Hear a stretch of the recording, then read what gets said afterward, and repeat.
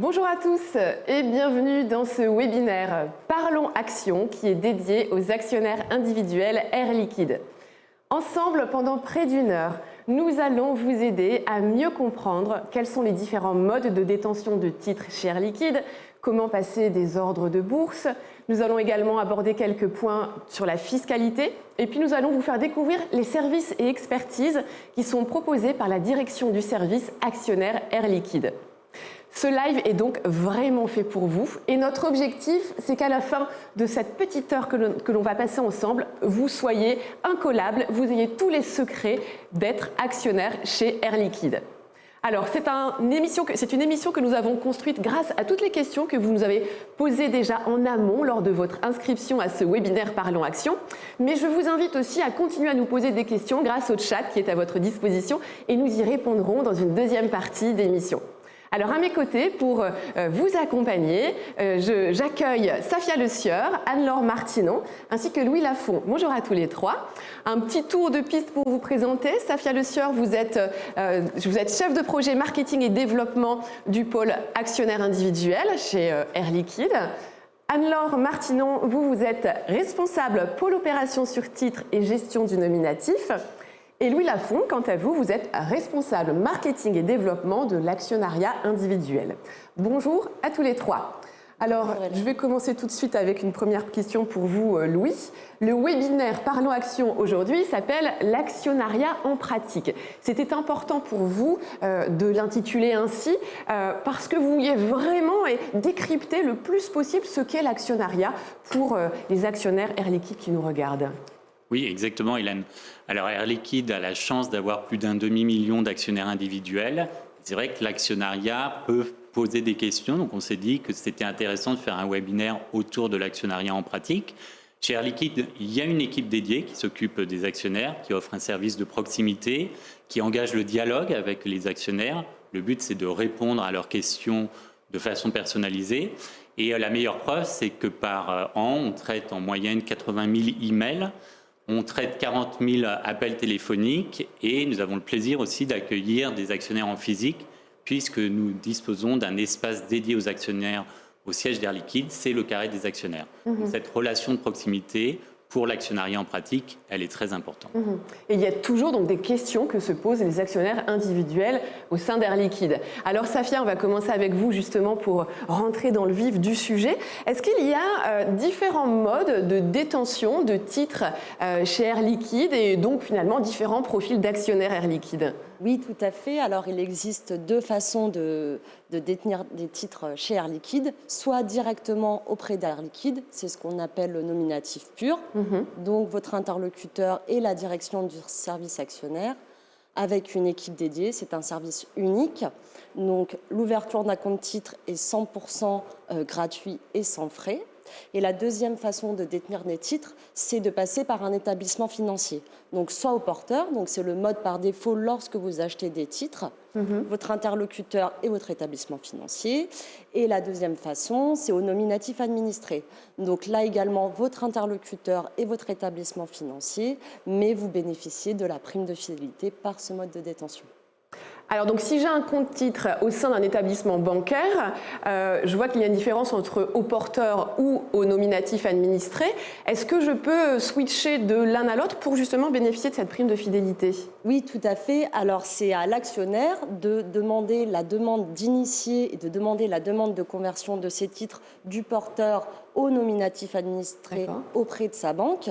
Et cette prime de fidélité, elle se traduit de la manière suivante. Vous avez un bonus de plus 10% sur le montant des dividendes et de plus 10% sur le nombre d'actions gratuites lors des attributions, sous réserve de détenir les titres pendant plus de 2 années civiles pleines.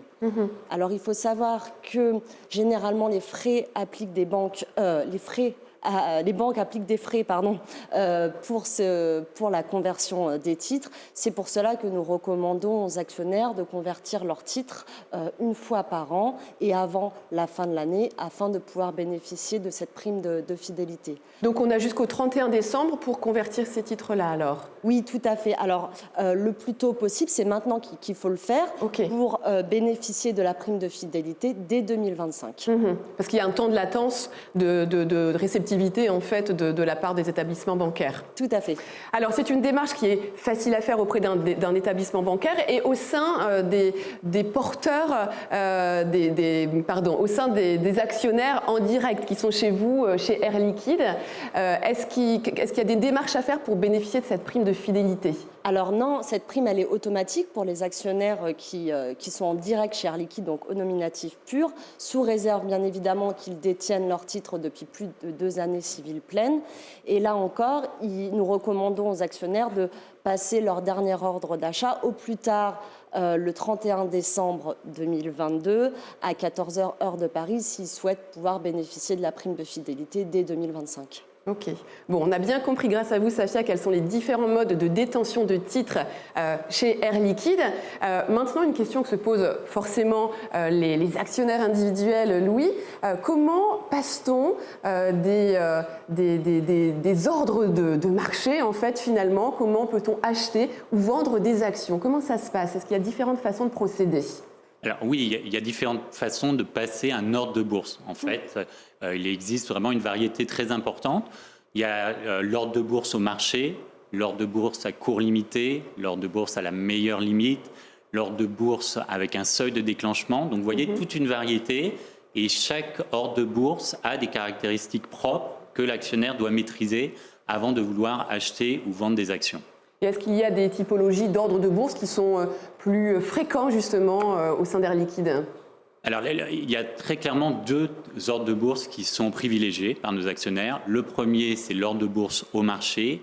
Le deuxième, c'est l'ordre de bourse à cours limité. Si on regarde plus en détail... Oui, qu'est-ce que ça veut dire en fait, ça, voilà. Ordre de bourse au marché? Alors, l'ordre de bourse au marché, ça veut dire que la personne va placer un ordre de bourse par rapport au cours de l'action à ce moment-là, à ce moment précis. Et donc, la personne se dit, pour acheter ou vendre, le cours me convient, et donc je place mon ordre au marché. Cet ordre, une fois enregistré, ne peut plus être annulé, et il est prioritaire sur tous les ordres, donc il va être automatiquement servi. Donc, quand on passe un ordre au marché, on est sûr de réaliser sa transaction, et elle se fait au cours du marché, à l'instant présent, où la personne a passé son ordre. C'est vraiment un ordre à l'instant T, en fait, qu'on réalise. Exactement. Oui. Et alors, l'ordre à cours limité, lui, quelle est la différence? Alors, à cours limité, en fait, ça va jouer sur une période de temps plus longue, puisqu'en fait, l'actionnaire estime que le cours va varier et se dit c'est intéressant pour mon portefeuille d'acheter ou vendre à un cours différent du cours du moment. Donc, il place une limite autour de ce cours, c'est ce fameux cours limité, en disant je souhaite acheter ou vendre à ce cours limité. Et il va donner une période, c'est-à-dire pendant combien de temps son ordre va être enregistré pour toucher cette période. Donc, par exemple, dire je veux acheter à tel cours jusqu'à vendredi prochain. Ce sont les caractéristiques de son ordre à cours limité. Il est enregistré et une fois qu'il est enregistré, il est passé au marché. L'action va continuer à évoluer, le cours va bouger et son ordre de bourse va être exécuté si effectivement le cours de l'action touche cette limite. D'accord. Donc il y a une incertitude, ça veut dire que si le cours de l'action ne touche pas cette limite, le cours ne sera pas exécuté. Est-ce qu'on peut essayer de donner un exemple un peu précis, par exemple avec le cours de l'action Air Liquide aujourd'hui, pour que nos internautes qui nous suivent comprennent encore mieux ce que vous nous avez expliqué? Alors oui, Hélène, ce matin, l'action Air Liquide était à 120 €. Donc si un actionnaire ce matin a décidé d'acheter ou vendre au marché, il achetait ou vendait à 120 €. C'est-à-dire que s'il achetait une action, elle lui coûtait 120 € et la même chose s'il détenait une action, c'est 120 €. D'accord. Si on reste sur ce cours du matin qui était à 120 €, un actionnaire qui souhaiterait placer un ordre de bourse à cours limité, qui par exemple veut acheter à un cours inférieur, donc qui estime que le cours peut atteindre 115 €, donc baisser jusqu'à 115 €, et l'actionnaire se dit, moi j'estime que d'ici vendredi, l'action Air Liquide va perdre 5 € et donc toucher ces 115 €. Donc il place son ordre avec limite 115 € jusqu'à vendredi. Et alors là, on ne sait pas de quoi l'avenir sera fait, donc il faut attendre jusqu'à vendredi. Mais si effectivement le cours de l'action Air Liquide atteint 115 € d'ici vendredi, son ordre va être exécuté à l'ordre qu'il avait placé. Et l'avantage pour l'actionnaire, c'est que pendant cette période de temps, il n'a rien à faire, puisque son ordre est enregistré, il n'a rien à faire. Et il a même un avantage, c'est qu'il peut annuler l'ordre, puisqu'il est enregistré pendant tout ce laps de temps. Tant que le cours n'a pas atteint la limite, il peut l'annuler. La probabilité défavorable pour l'actionnaire, c'est que si le cours de l'action ne touche pas cette limite, son ordre ne sera pas exécuté et donc il n'aura pas acheté d'action. Donc il y a un peu plus d'incertitude, mais on se fixe les limites que l'on souhaite pour acheter ou pour vendre des actions en fait. Exactement, et c'est là où la différence est majeure entre ordre à cours limité, pour lequel l'actionnaire choisit son cours, et ordre au marché, où le cours actuel satisfait l'actionnaire. Très bien. Alors vous avez parlé justement d'enregistrer ces ordres de bourse.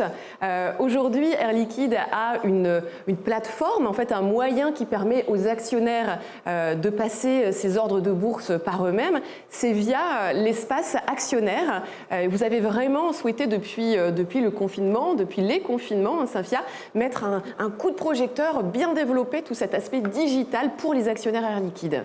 Oui, tout à fait, Hélène. Alors, on a un portail transactionnel donc, que l'on appelle l'espace actionnaire en ligne, qui est accessible 24 heures sur 24, 7 jours sur 7, est un portail sécurisé et qui permet à nos actionnaires en direct chez Air Liquide au nominatif pur de pouvoir effectuer leur démarche transactionnelle en quelques clics. Alors, ce portail, il a été revisité et repensé afin que les actionnaires puissent placer leurs ordres d'achat et de bourse, comme l'a mentionné Louis précédemment, mais également pouvoir consulter leur portefeuille et leurs droits à prime de fidélité. Ils peuvent également voter à l'Assemblée générale des actionnaires, recevoir la convocation par email à cette Assemblée générale. Ils peuvent également consulter leurs documents de compte, donc leur imprimé fiscal unique, le relevé de compte titre, le relevé de dividendes, tout ça sur cet espace actionnaire. Et via cet espace, ils bénéficient, lors de leur passage d'ordre de bourse, d'un taux de courtage réduit de 0,1% hors taxe. Et à titre d'exemple, pour un placement de 1 000 €, le taux de courtage va représenter le prix d'une baguette de pain. Mais cet espace transactionnel n'est pas nouveau, il existait déjà auparavant. Oui, il existait auparavant, mais en fait, il a été repensé de manière plus intuitive, il est plus ergonomique et il répond aux meilleures pratiques du marché. Est-ce que tous les actionnaires Air Liquide, qu'ils soient au nominatif pur, nominatif administré ou au porteur, peuvent avoir accès à cet espace actionnaire et à tous les services que vous nous avez détaillés ? Alors non, seulement les actionnaires au nominatif. Donc les actionnaires, comme j'ai dit, au nominatif pur, donc en direct chez Air Liquide, peuvent avoir accès à l'espace actionnaire en ligne pour réaliser leurs transactions et d'autres démarches. Et les actionnaires au nominatif administré, donc qui détiennent leurs actions via une banque, eux peuvent également avoir accès à l'espace actionnaire en ligne.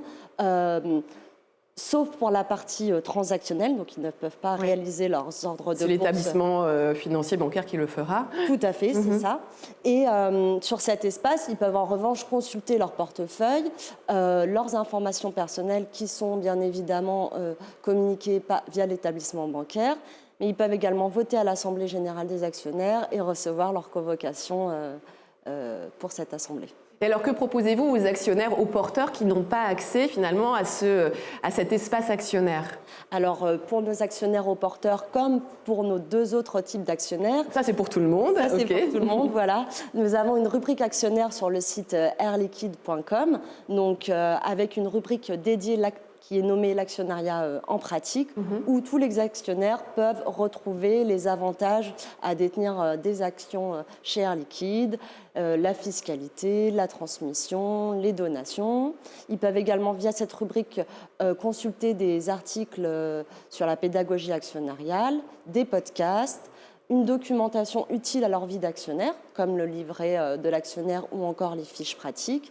Et via cette rubrique actionnaire, ils ont également accès à une rubrique d'aide en ligne et contact qui permet de répondre à leurs questions.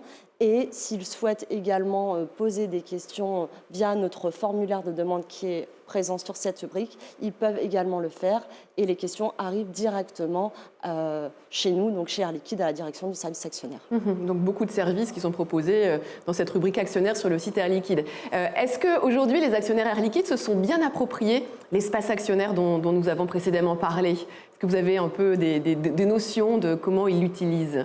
Oui, alors on a plus de 700 000 connexions à l'espace actionnaire en ligne, donc à ce portail transactionnel, et 92% des ordres de bourse donc réalisés par nos actionnaires qui détiennent leurs actions directement chez Air Liquide sont réalisés via l'espace actionnaire en ligne. Alors, il y a l'aspect digital qui est extrêmement important pour la praticité, pour avoir tout en un et avoir accès à toutes les informations que l'on souhaite.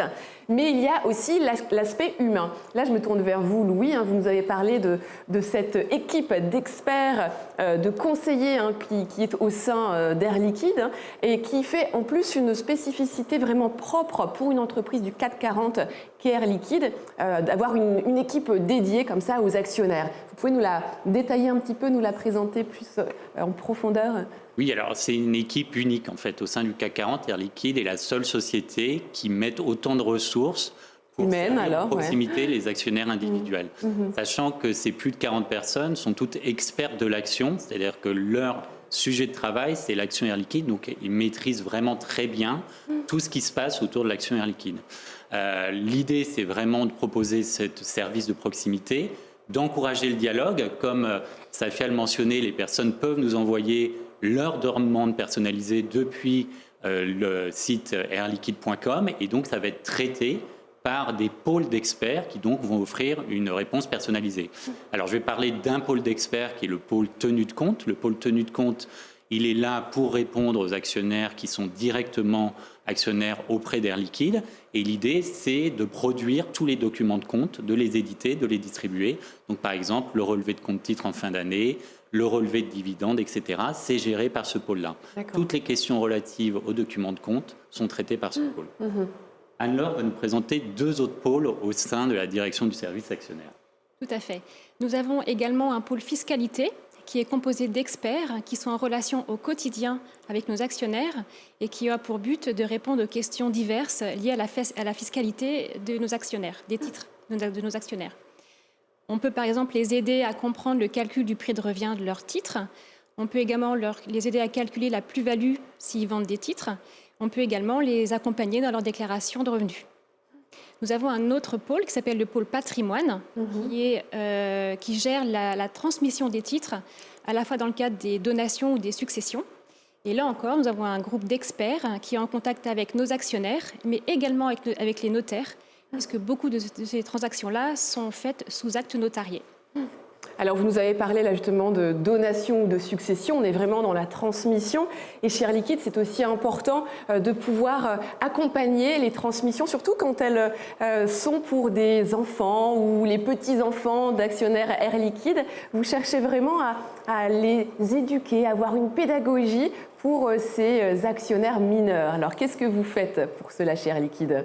Alors, on a effectivement la chance d'avoir plusieurs milliers d'actionnaires mineurs et on s'est rendu compte que l'action restait quelque chose de très confus pour eux. Ils avaient du mal à comprendre ce que c'était. C'est sûr. Et comprendre aussi les activités, les opérations d'Air Liquide, c'est assez confus. Donc, on a pensé en fait à des bandes dessinées. Donc, je vous en présente une. Oui. C'est pour la tranche d'âge des plus jeunes actionnaires. Et l'idée, c'est vraiment de présenter de manière très simple ce qu'est une action, les activités d'Air Liquide, etc. L'idée, c'est que l'enfant, quand il va mûrir, en fait, on va lui proposer d'autres BD. Donc, vous voyez, en fait, il y en a 4, dédiés par tranche d'âge. Et donc, automatiquement, si cet enfant reste actionnaire d'Air Liquide, quand il passe dans une nouvelle tranche d'âge, on va lui envoyer cette bande dessinée. Attention quand même, ces BD sont seulement destinés aux actionnaires mineurs qui sont directement actionnaires auprès d'Air Liquide. Nous n'avons pas le droit de les envoyer à des actionnaires mineurs qui passent par des banques. C'est réglementaire. Et alors, quand on n'est plus un enfant, mais qu'on ne connaît pas encore très bien le monde de l'action, on est un jeune adulte, est-ce que vous avez aussi un accompagnement, une communication particulière ? Et voilà, alors là, on passe plus par des BD. En revanche, on passe par quelque chose de digital. Donc, on a créé un site de recrutement pour des prospects, pour des gens qui ne sont pas encore actionnaires, mais se posent des questions et qui envisagent de diversifier leur épargne. Donc, c'est un site qui s'appelle deveniractionnaire.airliquide.com. je pense que le QR code doit s'afficher derrière moi. Et l'idée de ce site, c'est vraiment de parler à des gens qui connaissent très peu l'action. Donc l'idée, ça va être de montrer la performance historique de l'action Air Liquide et aussi d'expliquer ce que fait Air Liquide, pourquoi Air Liquide est un acteur majeur de la transition énergétique, quelles sont les activités d'Air Liquide, pourquoi on est présent dans l'électronique. Donc tout ça, c'est sur ce site. Ce qui est intéressant sur ce site, c'est qu'il y a des outils qui sont personnalisables pour le visiteur, notamment un simulateur qui permet, en bougeant des curseurs, de voir par rapport à la performance passée, quelle a été la croissance d'un portefeuille d'actions et d'Air Liquide, et de le comparer à un livret A. Ça permet aux personnes de comparer différents placements dans le passé et donc de mieux comprendre l'étoffement d'un portefeuille d'actions Air Liquide. Très bien, merci Louis. Alors il y a une autre question qui a beaucoup été posée en amont à ce webinaire qui concerne la fiscalité. Je me tourne vers vous, Anne-Laure. Est-ce que c'est d'ailleurs le moment, dans l'année 2022, de parler de fiscalité et de s'intéresser à ce qu'on peut faire de ce point de vue-là quand on est actionnaire chez Air Liquide? Tout à fait, Hélène, c'est le bon moment pour s'intéresser aux revenus que nous allons percevoir en 2023. Lors du prochain paiement de dividendes, votre établissement financier va devoir par défaut prélever 30% sur le montant de vos dividendes bruts. Les 30% étant splittés en 17,2% de prélèvements sociaux et 12,8% d'acompte d'impôt. Et sur cet acompte d'impôt de 12,8%, dans certaines conditions, on peut demander à en être dispensé. Donc cela ne présagera pas du montant de l'impôt que vous aurez à payer l'année suivante, mais par contre, cela vous permettra d'éviter de faire une avance de fonds. Et alors, quelles sont les conditions à remplir pour pouvoir bénéficier de cette dispense? Effectivement, il y en a. Il y en a deux. On doit déjà être résident fiscal français. Et ensuite, votre revenu fiscal de référence doit être inférieur à 50 000 € pour une personne seule ou inférieur à 75 000 € pour deux personnes qui ont une déclaration commune. Et alors, vous nous dites que c'était le bon moment. Concrètement, jusqu'à quand peut-on faire cette demande de dispense là pour 2022? En 2022, donc dès maintenant, et ce jusqu'au 30 novembre. D'accord, le 30 novembre étant la date limite à laquelle votre établissement financier doit avoir reçu votre demande. C'est votre revenu fiscal de référence de 2021 qui est à prendre en compte. Et donc, ce sont bien les dividendes de 2023 qui seront exonérés de cet acompte d'impôt. Et alors, comment les actionnaires qui nous regardent peuvent faire cette demande de dispense? Quelle est la démarche à faire? Alors, si vous détenez vos titres en direct auprès d'Air Liquide, vous devez faire cette demande directement auprès d'Air Liquide. Pour cela, il y a deux solutions. La première, c'est de vous connecter à votre espace en ligne, dont parlait Safia, et de faire votre demande directement en ligne. Et la seconde solution, c'est de nous contacter pour nous demander un formulaire de dispense d'acompte à nous retourner par courrier. Et alors, vous parlez donc du revenu fiscal de 2021 sur lequel on peut avoir, sur lequel on joue là en 2022, mais ensuite ça se répercute sur les années suivantes. C'est cela. Il y a une petite gymnastique à faire d'un point de vue calendaire quand on veut faire cette demande de dispense d'acompte. Tout à fait. Et alors, si j'ai fait une demande l'année précédente, en 2021, est-ce qu'il faut que je la refasse cette année? Tout à fait. Chaque année, vous devez renouveler votre demande de dispense, votre revenu fiscal de référence ayant pu changer d'une année sur l'autre. Ah oui, effectivement, ça paraît logique, tout à fait. Merci beaucoup à vous trois déjà pour ces premiers éléments de réponse. Je suis sûre qu'ils ont déjà éclairci bon nombre de questions que se posent les actionnaires Air Liquide. Alors maintenant, comme promis, nous vous laissons la parole. Nous attendons vos questions que vous nous avez peut-être déjà envoyées. Alors je vais me connecter sur ma petite tablette pour voir quelles sont les questions qui remontent de votre part. Alors, hop. Alors, une question très pratique. Pourrons-nous revoir ce live en replay pour les personnes qui sont arrivées en cours, par exemple? Oui. Oui. Donc là, on est en direct, mais l'émission sera en replay sur le site airliquide.com très prochainement. D'accord. Donc, on pourra revoir toutes les interventions que vous avez faites jusqu'alors. Peut-être d'autres questions qui vont arriver. Je crois qu'en plus, on en a reçu pas mal en direct pendant ce chat, sur le chat. Alors, Louis, c'est pour vous. Je n'ai toujours pas compris la différence entre au marché et à cours limité. Pouvez-vous réexpliquer? j'ai envie de dire, donc en d'autres termes. Qu'est-ce qu'on peut dire? Alors, au marché, c'est vraiment en direct. L'actionnaire regarde le cours de l'action au temps présent. Donc là, maintenant, par exemple, là, il est 18h30. La bourse est fermée, donc c'est un mauvais exemple. Okay. Mais quand la bourse est ouverte, il regarde le cours, il se dit... Ça m'intéresse. Ça m'intéresse, je suis prêt, on va se dire que la personne veut acheter, et donc j'achète à ce cours, je passe mon ordre.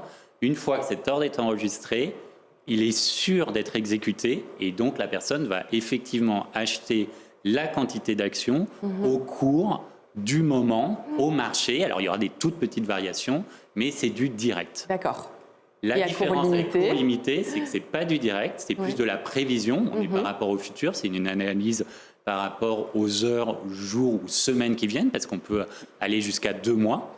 Et donc là, l'idée, c'est de se dire, l'actionnaire pressent que le cours va varier et se dit, moi, j'ai intérêt à attendre, soit qu'il baisse parce qu'il veut acheter, soit qu'il monte parce qu'il veut vendre.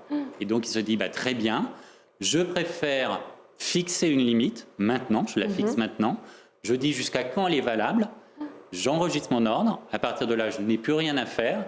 Et si effectivement, sur la période de temps, le cours de bourse touche cette limite, son ordre va être exécuté. Donc ça offre une certaine commodité.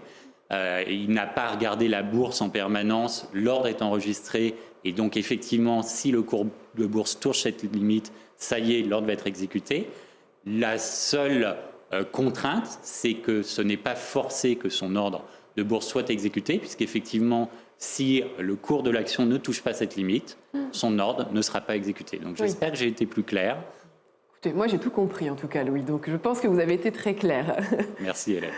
Alors on a une question très pratique là, comme on approche de la période de fin d'année. Est-il possible d'offrir des titres pour les fêtes de fin d'année? Alors, tout à fait. Oui. Vous pouvez tout à fait offrir des titres en fin d'année à vos proches, comme si vous leur faisiez un cadeau finalement. C'est ce qu'on appelle un présent d'usage. D'accord. Donc le présent d'usage doit tout de même respecter certaines formes. D'abord, il doit être de faible valeur par rapport au patrimoine du donateur.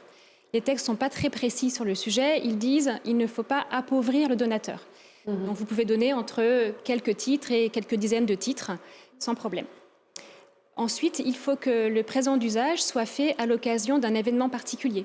Ça peut être une naissance, les fêtes de fin d'année ou un anniversaire par exemple. Et donc le gros avantage du présent d'usage, c'est qu'il n'est pas fiscalisé, il n'est pas soumis à déclaration ni à impôt. Donc si vous détenez des titres au nominatif pur en direct vers Air Liquide et que vous souhaitez en offrir à vos enfants ou petits-enfants à la fin de l'année, n'hésitez pas à nous faire part de votre demande en nous envoyant un formulaire de présent d'usage que vous pouvez retrouver sur notre site. Titres qui pourront être en plus accompagnés des BD que nous a montré Louis tout à l'heure. Alors, une autre question qui nous est parvenue. Y a-t-il une attribution d'actions gratuites si on est au nominatif administré? Donc, nominatif administré, c'est via un établissement bancaire. Qui répond à cette question? Oui. Safia, donc est-ce qu'on a des actions gratuites à partir d'un certain temps quand on est au nominatif administré? Oui, alors déjà l'attribution d'actions gratuites, c'est pour tous nos actionnaires, donc quel que soit leur mode de détention. D'accord. Et la particularité lorsque vous êtes au nominatif administré, donc via une banque, c'est qu'avec la prime de fidélité, vous bénéficiez de plus 10% sur le nombre d'actions gratuites lors des attributions. Ok. Une question de Yves, cette fois, qui nous demande est-ce que PEA et actions au nominatif sont compatibles ou incompatibles? C'est compatible. C'est compatible, Safia. Oui, c'est compatible et il y a un double avantage parce que via le PEA, vous avez le bouclier fiscal après plusieurs années de détention. Ouais. Et si vous êtes au nominatif administré, vous bénéficiez, comme on l'a expliqué précédemment, de la prime de fidélité, à condition d'avoir initié et demandé la conversion de vos titres auprès de votre établissement financier. Chez Air Liquide, on ne propose pas de PEA car nous ne sommes pas établissement financier. D'accord. Donc juste pour compléter le propos de Safia, c'est vraiment très intéressant pour les personnes qui détiennent des actions Air Liquide dans un PEA de toujours penser à demander leur conversion de ces actions du porteur au nominatif administré. Les actionnaires ont quand même quelque chose à faire. Il faut demander cette conversion auprès de la banque et là jouer le calendrier puisque ce qui compte pour être éligible à la prime de fidélité, c'est de détenir les actions plus de 2 années civiles pleines. Donc il faut le faire avant le 31 décembre. Comme ça, les 2 années suivantes sont les années civiles pleines. Et 2 années après, la prime de fidélité se met en route. C'est vrai que c'est très avantageux puisque vous avez et le bouclier fiscal dont parlait Safia et la prime de fidélité. Ouais. Avant le 31 décembre, mais s'y prendre maintenant. Ça, c'est ce que vous conseillez vraiment aux actionnaires. Voilà, parce que les banques peuvent prendre du temps en fait pour traiter cette conversion. Et donc malheureusement, si vous vous lancez dans cette démarche trop tard en décembre, il se peut que la banque n'ait pas le temps de faire ça. Et dans Donc ce cas-là, ça décale à l'année suivante. Et vous perdez un an de détention de titres pour bénéficier de la prime de fidélité. Donc c'est pour ça, c'est vraiment le moment de se poser la question de la conversion au nominatif administré. Ok. Alors on a une question là un peu plus contextuelle et on comprend bien qu'elle nous arrive cette question. Les cours sont perturbés actuellement. Comment expliquer la baisse du cours récemment constatée également chez Air Liquide ? Louis ? Alors je pense que je vais prendre cette question. Alors effectivement, actuellement, il y a une crise économique qui perturbe les cours. Et ce n'est pas seulement Air Liquide, le cours d'Air Liquide qui est impacté, c'est le CAC 40, c'est beaucoup de sociétés. Air Liquide continue toujours de surperformer le CAC 40. Donc ce matin, je regardais la comparaison. On est 2 points au-dessus du CAC 40. Donc on était à moins 13,5 ce matin. Depuis le 1er janvier, le CAC 40 était à moins 15,5. Et si on regarde sur un an, c'est le même écart. Air Liquide est à moins 8%, alors que le CAC est à moins 10%. Donc, il y a toujours ce décalage, en tout cas historiquement, qu'on a observé en faveur d'Air Liquide. Pourquoi il y a une meilleure stabilité ? En fait, c'est lié à la diversification des activités d'Air Liquide. Air Liquide est présent dans beaucoup de pays et sert énormément de secteurs industriels et aussi la santé. Donc diversité à la fois territoriale et diversité des actions qu'Air Liquide mène en fait. Exactement, et c'est cette combinaison en fait qui va équilibrer notre performance, puisque la performance, le cours de l'action reflète quand même la performance intrinsèque des opérations d'Air Liquide. Donc cette diversité géographique, c'est qu'Air Liquide est présent dans 75 pays. Donc c'est une société française, mais qui a un impact mondial. On a une grosse présence aux États-Unis, Air Liquide a une grosse présence au Japon, a une grosse présence en Allemagne. Et puis tous les secteurs économiques qu'on sert, donc on sert l'aéronautique, on sert l'automobile, on sert la santé, on sert l'énergie, on sert la chimie. Donc en fait, avec les gaz d'Air Liquide, il y a des milliers d'applications qui en découlent. Et ce qui est intéressant, c'est que quand un secteur se porte moins bien, de façon assez naturelle, il y a des secteurs qui se portent mieux. Et un exemple actuel, c'est que l'activité électronique qui est importante chez Air Liquide, puisque ça constitue près de 10% de notre chiffre d'affaires, se porte très bien. On a besoin de gaz Air Liquide pour produire des semi-conducteurs. Donc ce secteur-là, en ce moment, se porte très bien. En revanche, il y a d'autres secteurs plus en difficulté. Mais cet équilibre de risque participe à la stabilité. Donc ça, c'est le côté présent. Maintenant, si on regarde sur du long terme, puisque le principe de devenir actionnaire, c'est quand même de s'intéresser dans la durée sur la performance de l'entreprise. Et alors, Air Liquide, en fait, dispose de relais de croissance en fait très impressionnants, puisque Air Liquide a déjà des solutions pour la transition énergétique. Et vraiment une des pistes de croissance, c'est d'aider l'industrie à décarboner ses procédés. Donc, on fait beaucoup de choses avec l'hydrogène, où là, il y a des changements de procédés auprès des clients. On aide des clients à changer leur process pour diminuer leurs émissions de carbone, ou alors aussi on peut capturer leur carbone et là soit s'en servir, puisque le carbone peut quand même être utilisé pour certaines applications, soit être capturé et séquestré. Et donc on va aussi aider nos clients à décarboner leurs activités. Donc vous voyez, on a tout ce volet de décarbonation qui est pour nous un gros relais de croissance. On a un autre levier de croissance qui est la santé, parce qu'on sait que c'est une activité qui se développe avec des populations qui ont des maladies chroniques de plus en plus fréquentes. Air Liquide est présent en santé dans moins de pays que dans les 75 pays où on est présent. Et donc, par définition, on va continuer de développer cette activité dans des nouveaux pays. Donc beaucoup de raisons qui peuvent expliquer en tout cas la stabilité à long terme et maintenant de l'action Air Liquide dans un marché qui est compliqué. Ça y participe en tout cas très clairement. Nous avons une autre question, ça va être pour vous Anne-Laure. Si je détiens des actions Air Liquide, à quel moment je serai imposée ? Alors, les revenus issus de détention de titres entrent dans ce qu'on appelle les revenus de capitaux mobiliers. Et à ce titre, il y a 2 événements qui génèrent de l'imposition. Le premier événement, c'est la perception du dividende. Comme je disais tout à l'heure, au moment du versement par votre établissement financier, il va devoir prélever 30% à la source. Cette 30%, c'est ce qu'on appelle la flat tax. En français, prélèvement forfaitaire unique. Donc ça, c'est le premier fait générateur d'imposition. Le deuxième, c'est la vente de titres. quand vous vendez des actions, vous pouvez générer une plus-value. Et cette plus-value est elle-même imposée à la flat tax de 30%. D'accord. La différence, c'est que l'impôt dû sur la plus-value sera à payer l'année suivante la vente. Donc, au moment de votre déclaration de revenus, vous devrez déclarer, quoi qu'il arrive, à la fois le montant du dividende et le montant de la plus-value. Et donc, les deux seront imposés à la flat tax. Ceci dit, sur option, vous pouvez demander à être imposé à l'impôt sur le revenu. Et dans ce cas-là, ces revenus de capitaux mobiliers seront imposés à votre tranche marginale d'imposition, qui est la tranche la plus élevée de votre barème d'imposition. Voilà. Ok. Une autre question, cette fois-ci de Michel. Les actions au nominatif confiées à Air Liquide bénéficient-elles des conditions du PEA? Qui veut répondre à cette question? Alors moi, voilà, Air Liquide n'offre pas de PEA. Oui, c'est ça, c'est ce que vous disiez tout à l'heure, Safia. Air Liquide n'est pas un établissement financier. Voilà. Donc on est seulement teneur de compte. Ouais. Et à ce titre-là, Air Liquide ne peut pas proposer de PEA. Donc j'encourage quand même les actionnaires qui souhaitent profiter du bouclier fiscal d'un PEA de s'adresser à leur banque et surtout de ne pas oublier la conversion au nominatif administré pour bénéficier de la prime de fidélité. Une question de Christine cette fois-ci, c'est pour vous Anne-Laure. Faut-il passer par un notaire pour une donation en démembrement? Alors oui. Qu'est-ce que c'est qu'une donation en démembrement? En fait, vous donnez la nue propriété, mais vous gardez l'usufruit. D'accord. Voilà. Donc oui, il faut passer devant un notaire, parce que voilà, il faut qu'on signe ça dans un acte notarié. Et ensuite, le notaire nous contacte et nous, on s'occupe de faire les opérations pour distribuer les titres et les répartir à la bonne personne. D'accord. Une réponse très claire pour Christine. Bon, je crois qu'on a d'autres questions qui vont nous parvenir. Vous avez été très demandeur, en tout cas, d'informations complémentaires.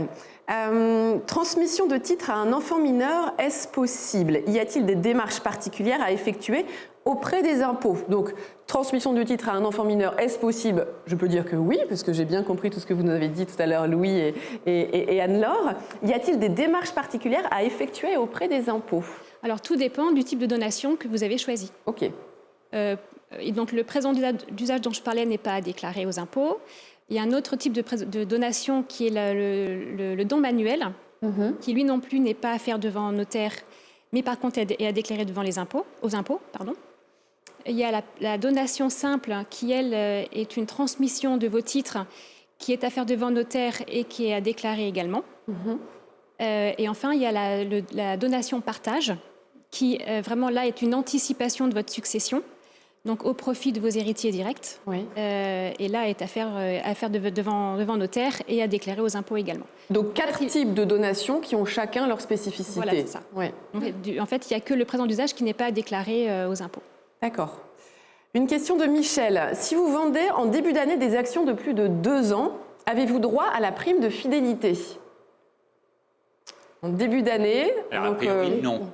A priori, non. A priori, non. C'est-à-dire que c'est au bout de 2 années civiles pleines que les actions sont éligibles à la prime de fidélité. Donc, en théorie, oui. En revanche, les dividendes sont votés en Assemblée générale qui, historiquement, chez Air Liquide, a lieu début mai. Okay. Donc, si on considère que le début d'année c'est le mois de janvier, est avant mai, malheureusement, non, la personne ne bénéficiera pas de la prime de fidélité sur les dividendes. En revanche, chose exceptionnelle, puisque la prime de fidélité permet aussi d'avoir 10% d'actions gratuites en plus s'il y a une distribution d'actions gratuites. S'il devait se trouver que sur ce début d'année, Air Liquide distribue des actions gratuites, alors on a vu, comme Safia l'a rappelé, que tous les actionnaires y ont le droit. Oui. Pour le coup, ces actions qui sont éligibles à la prime de fidélité vont bénéficier de ce bonus, de cette prime, de 10% d'actions gratuites supplémentaires lors de la distribution. Mais ça reste un cas exceptionnel et qui historiquement est très rare. Okay. Une question de Josiane cette fois-ci. Quel est le prix de revient d'action donné en présent d'usage? Qui va prendre cette question? C'est Anne-Laure. Alors, jusqu'à maintenant, le prix de revient était 0, mais on applique depuis quelques mois une pratique qui fait que maintenant on revalorise au jour de la donation le présent d'usage. Voilà. Ok. Donc maintenant, depuis peu, on peut revaloriser les présents d'usage. D'accord. Donc d'où l'intérêt de cette question de Josiane alors, à fait. parce que ça a changé depuis peu alors. Exactement. Une question de Jean. Puis-je donner mes actions en gardant le dividende?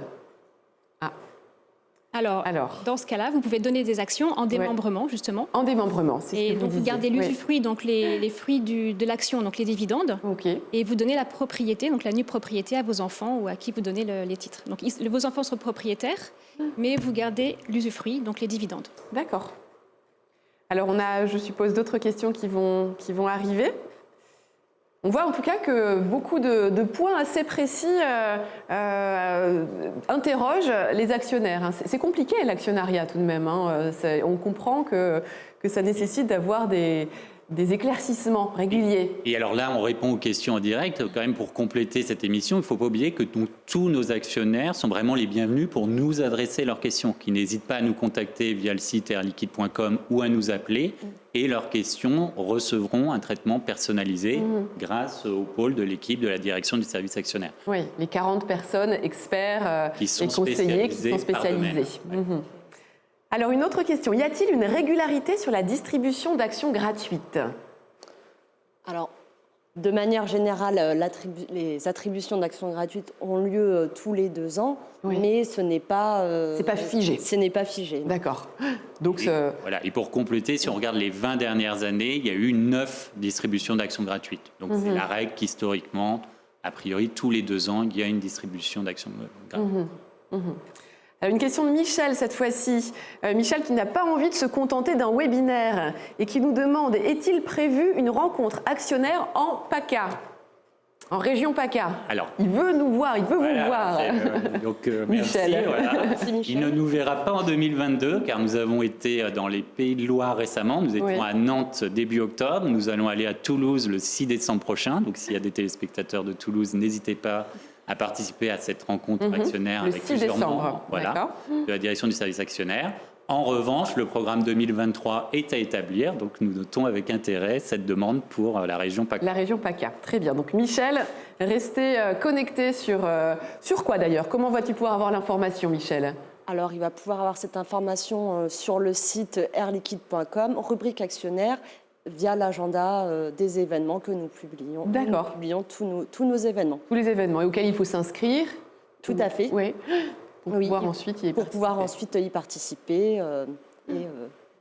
Alors une question de... Alors juste pour compléter, même un point encore plus complémentaire, si Michel ne va pas sur le site internet, en fait, s'il s'abonne à nos publications invitations, dans les préférences de communication des emails d'Air Liquide, l'actionnaire peut s'abonner à la préférence invitation. Quand on va sur une région, on envoie des invitations à tous nos actionnaires dont on a l'email, du département de la ville concernée et de tous les départements limitrophes. D'accord. Donc c'est ce qu'on est en train de faire pour Toulouse. Oui. Donc ils recevront automatiquement une invitation.